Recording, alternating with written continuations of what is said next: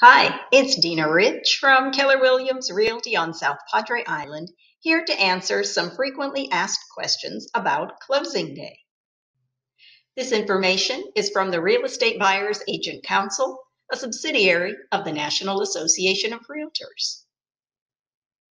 Where does the closing take place? It can take place at the title company office, or if an attorney was involved, it could take place at the attorney's office. However, here on South Padre Island, where the majority of our property owners are not full-time residents, we oftentimes have remote closings, and they operate like this.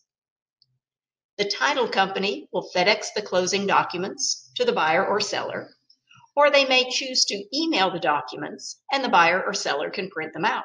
This saves an extra day. The documents need to be signed in the presence of a notary, and in the package of documents is a FedEx label with the title company's return address. Another option is the title company could send a mobile notary directly to you. There is usually an additional fee for this. Who attends the closing? The escrow agent at the title company, who is also a notary. All parties to the contract, all buyers and all sellers, must sign the closing documents. And occasionally, the buyer agent or the seller agent will attend. I like to attend in-person closings because it's a special moment and I want to be there to share it with you. What do I need to bring to closing? Consult with the title company. They are your experts when it comes to telling you exactly what you need to bring to closing. For buyers, you'll need a photo ID, and you'll need the funds that were described in paragraph A of the contract, which states cash portion of the sales price payable by buyer at closing. But there will also be additional closing costs, and the lender and the title company can provide that information to you. A few days before closing, they will share with you the settlement statement that will tell you to the penny exactly what you need to bring to closing. And they'll also tell you what form of payment is appropriate. For sellers, you'll also need a photo ID.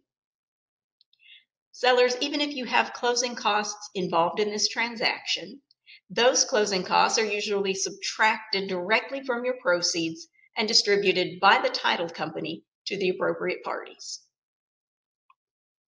What is the definition of closed? When is a transaction actually closed? It is closed when it is recorded and funded. What does that mean? It means that all the closing documents have been signed by all parties.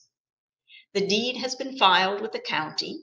And of course, for remote closings, this means that the title company must receive those documents in order to file them with the county.